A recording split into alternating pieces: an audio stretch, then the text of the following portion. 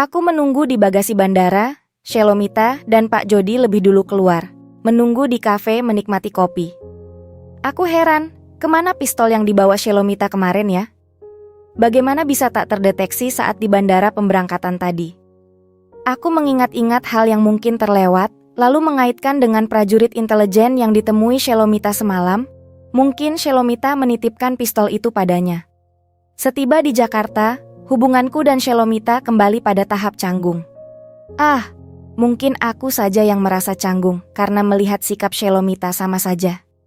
Tak banyak bicara. Seperti siang ini, sepulang dari Bali, ia sudah bergiat lagi di kantor pengurus untuk membagi-bagikan oleh-oleh. Aku mengantarnya. Tentu saja dengan seragam dinas seperti sebelumnya.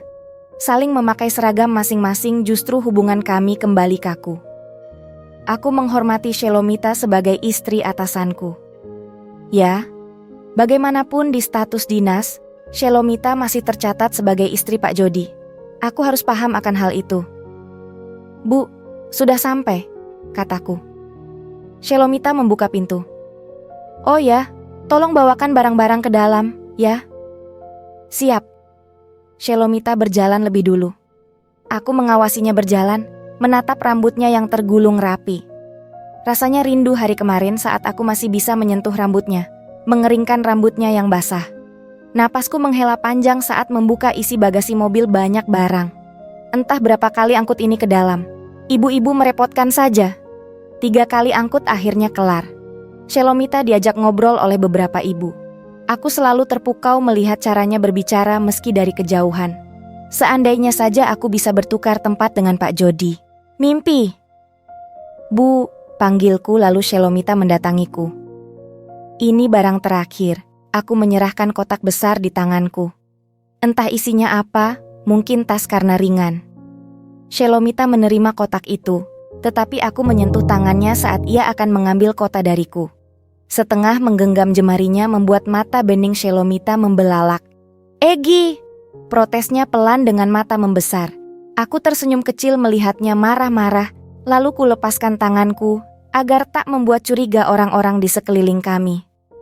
Aku menunggu di mobil hampir 2 jam lebih. Sudah biasa sih, hanya saja sekarang jadi terasa lama karena rasanya ingin segera melihat wajah cantiknya. Aku membuka kunci mobil, membiarkan ia membuka pintu dan masuk. Ada kegiatan apa lagi, Bu? Tanyaku sambil membalikkan diri.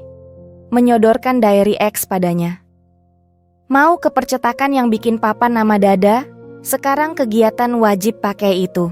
Jawab Shelomita seraya membalas tatapanku. Tangannya kemudian membuka lembar terakhir yang berisi tulisan. Handphone ibu sudah aman kan? Nggak ada penyadapnya? Minta nomornya dong. Shelomita menjawabku dengan menulis balas nomor ponselnya di lembar sebelah. Senyumku mengembang melihat digit angka nomor ponsel yang ditulisnya. Ketukan di jendela membuatku terkejut. Diary yang dikembalikan Shelomita bahkan jatuh ke bawah. Power window dari pintu Shelomita terbuka. Iya, Bu Panji. Ibu, mohon maaf saya boleh menumpang sampai... Kenapa nggak sampai rumah saja?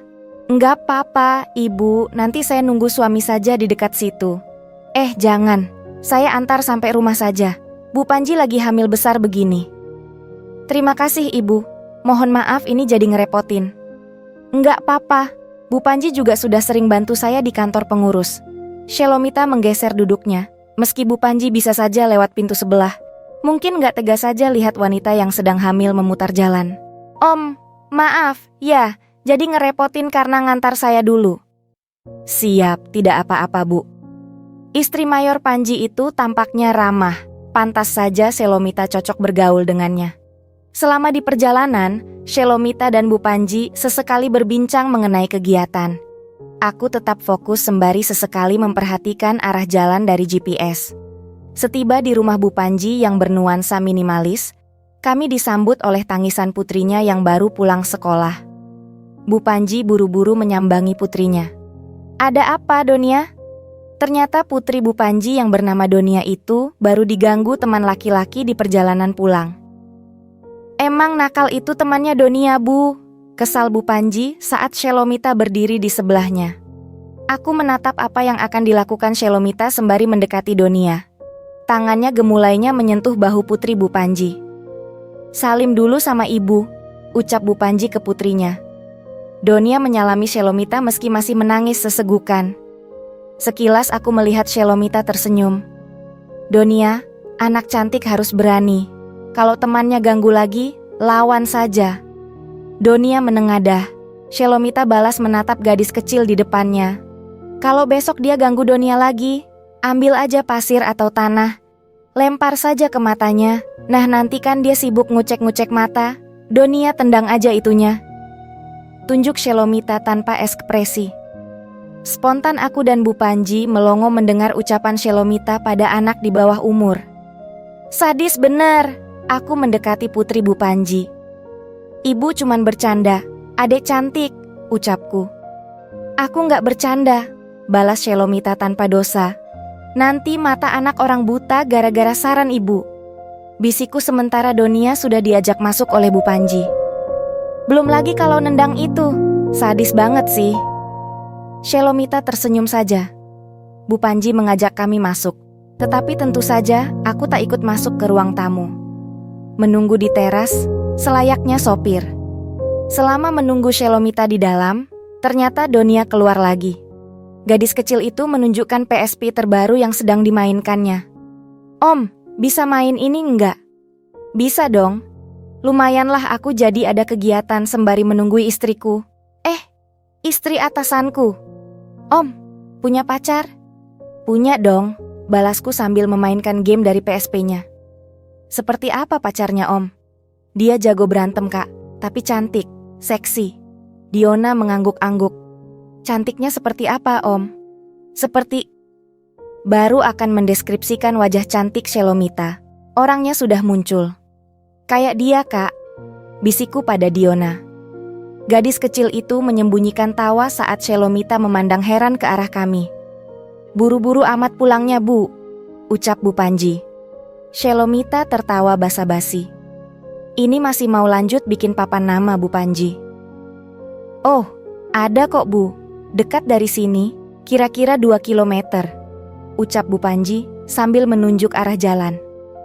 "Om Egi nanti putar balik dulu, terus ikutin aja yang arah bawah jalan layang," tambah Bu Panji lagi. "Baik Bu." Setelah mengikuti arah tunjukan Bu Panji, aku membawa mobil ke sana. Ternyata percetakannya tutup. Alhasil tetap ke rencana awal, ke tempat langgananku saja. "Egi, cari tempat makan dulu deh, aku belum makan siang." "Siap, ibu mau makan apa?" "Bakso aja yang ringan-ringan." "Bakso sih termasuk makanan berat." "Acak, boleh manggil Ai lagi nggak?" "Enggak," balas pendek Shelomita sambil menyeruput es teler dari sendoknya. "Nanti kamu kebablasan lupa." Ai Shelomita mengibaskan sendok es telernya hingga sedikit membasahi bajuku. Ibu, bajuku jadi basah." "Lagian kamu iseng."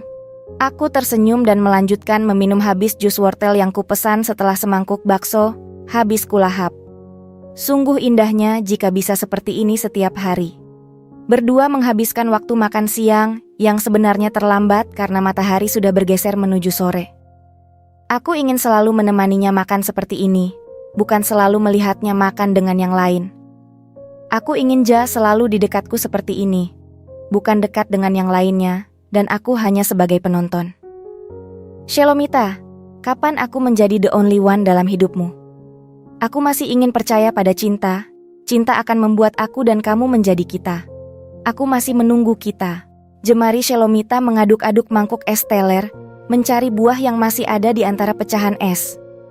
Cincin emas di jari manisnya menarik perhatianku. Saat ada kegiatan kantor, Shelomita selalu memakai cincin nikah pemberian Pak Jody.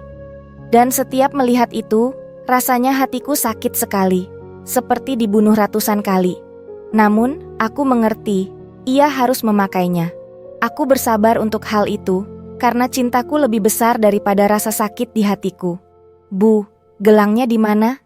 "Ada di tasku," jawab Shelomita. "Ya, itu saja sudah cukup bagiku. Selama ia masih membawanya, itu sudah cukup. Untuk saat ini." "Udah sore, yuk Bu. Keburu tutup nanti kiosnya." Mas Egi," sapa pemilik percetakan langgananku. "Iya Pak, mau bikin papan nama." "Iya Mas, tunggu." pemilik percetakan memberi selembar kertas dan pena. Tulisnya aja sini namanya mas, tapi jadinya besok ya. Nggak masalah. Aku kembali ke mobil, menyerahkan lembar kertas dan pena. Bu, tulisan papa namanya ditulis di sini. Shelomita menerima kertas dariku. Ia mulai menulis. Aku mengejanya dalam hati. Nyi. Shelomita Jody. Seperti tertusuk ribuan duri saat mengejanya. Shelomita, aku bersumpah lebih mencintaimu dari siapapun, termasuk Pak Jody. Aku lebih mencintaimu. Shelomita menyerahkan kertas itu. Aku baca di depannya. Nyonya Shelomita Jody. Shelomita menatapku sayu. Aku membuka pena dan mencoret nama itu. Aku menggantinya. Nyi. Shelomita Wardana, deretan gigi rapi Shelomita, terlihat seraya diiringi suara tawa kecil. Ia lalu mencubit lenganku. Cari gara-gara kamu. Aku menangkap tangannya saat mencubitku. Aku rindu menyentuh tangannya. Rindu sekali. Shelomita, aku selalu mendoakanmu. Mendoakanmu kelak jadi istriku, jadi milikku. Egi, udah sore banget. Sana. Aku malas melepas tangannya. Dengan tak bersemangat aku pergi juga akhirnya. Aku menulis ulang tulisan yang kucoret tadi pada selembar kertas baru. Nyonya Shelomita Jody, bikin ini ya pak. Oke siap Mas Egi. Pembayarannya besok aja sekalian ambil. Oke Pak Nuk, besok saya kemari lagi, terima kasih ya. Baru beberapa langkah meninggalkan kios percetakan, aku kembali lagi. Pak Nuk, bikin ini juga deh, ucapku seraya menyerahkan kertas di sakuku. Kertas yang bertuliskan, Nyonya Shelomita Wardana. Biarlah Pak Nuk bingung. Ini bukan urusannya. Ini urusanku dengan hatiku. Aku akan mewujudkan nama itu suatu saat.